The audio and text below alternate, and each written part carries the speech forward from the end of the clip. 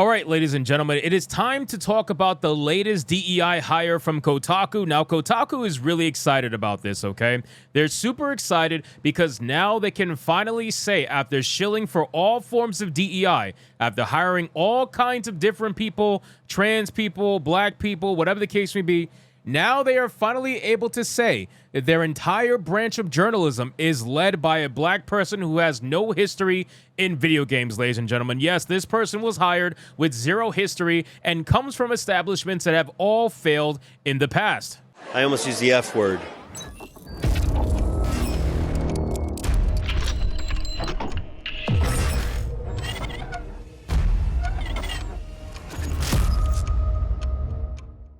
Now, we have an article here from SmashJT.com that says, let's welcome Kotaku's new insane editor-in-chief. And you know what's hilarious to me? Again, it seems like there is not much requirements to work at Kotaku. You don't actually have to know about video games. You don't actually have to like video games. You don't actually have to want to try to make gamers happy or anything under the sun. All you got to do is do the following. Number one, be superficially diverse.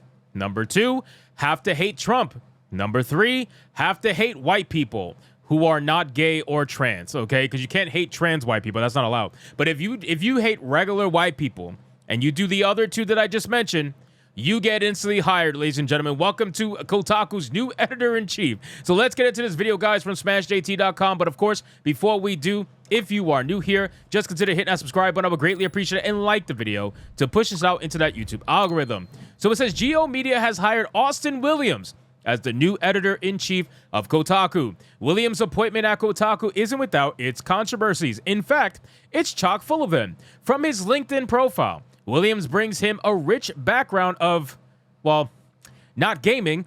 He brings a background of music journalism, as well as academic role teaching at the City College of New York. He instructs courses ranging from media studies to freshman composition and deep diving into the genres and rhetorical situations that they were encountered professionally. So even being hired at the top spot at Kotaku, he still retained his job to also moonlight as a professor of media studies. Hey, at least he earned the title of professor. Now, I think it's pretty hilarious that the person who is supposed to be the literal editor-in-chief at Kotaku has to work a second job. I think that's fucking hilarious, right? The guy has to work a second job, even though he's an editor-in-chief at Kotaku. I would hope that he's at least making a bare minimum $100,000 a year as an editor-in-chief, but honestly, I'm not sure really what Kotaku pays, considering that all their journalists complain about being broke.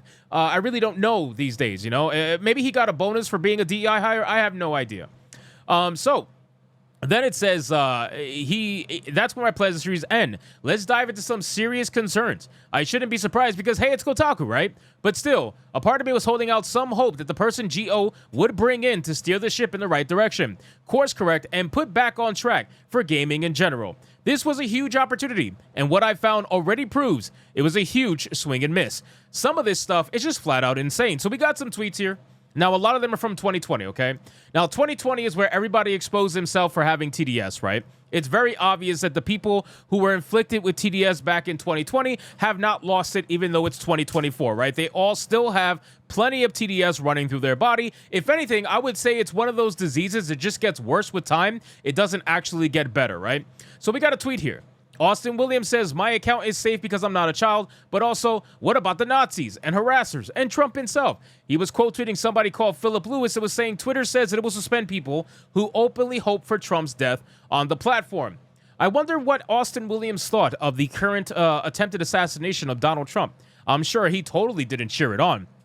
Want to guess if he hates the Orange Man? Orange Man bad? TDS? Well, he's publicly expressed plenty of disdain for President Donald Trump, as reflected in a history of fiery tweets. We got another one here. Thinking about how unnerving it is. Now, this one in particular was really ridiculous, right? Because I'm Puerto Rican, so this is why I think it's ridiculous. But he said, thinking about how unnerving it is for black folks to be around friendly Trump voters. So he admits the person he's about to talk about is a friendly, good person. My parents' next door neighbor is a MAGA guy. He's also an overwhelmingly nice Puerto Rican man. So is their dentist, who pals around with them about 60s soul music. It's true get out shit.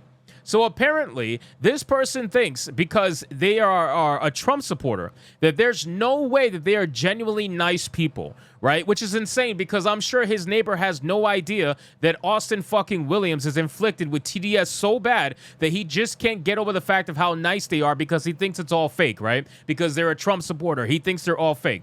I think that's insane. Imagine walking into an area and feeling unnerved or unsafe, or whatever word you want to use, Austin. You feel unsafe because you know that that person is a Trump supporter.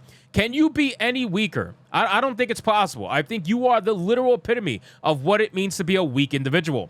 Then you says not that this is the end-all be-all, deciding if someone has a certain perspective on reality, but it sure isn't a great start. Austin Williams says if Drake and Future drop Wattbot 2 on the night Trump is impeached, we might have to declare today a national holiday. His stance directly aligns specifically with the broader editorial tones of Kotaku, a site that uses video games as the entry point to push propaganda and activism, sometimes focusing heavily on the former. This alignment raises questions about the future content direction of Kotaku under Williams' leadership. It doesn't stop at Trump either. He says, I want to watch challengers, but I feel like I'm going to get banned from Alamo if I got to see Zendaya get trained by 2 white men. Apparently, he's okay with watching Zendaya get trained by 2 black men. Very weird. Or imagine a white person tweeting this about a black person. There's a white man on the A train in sandals and literal grippy socks, acting very strange and fiddling with his backpack. Just wanted to publish this just in case.